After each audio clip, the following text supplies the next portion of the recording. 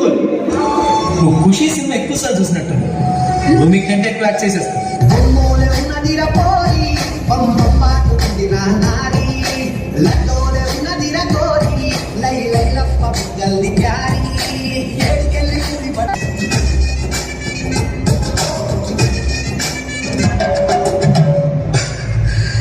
కాశీకి పోయాడు, కాషాయం మనిషి అయిపోయాడు అనుకుంటారా?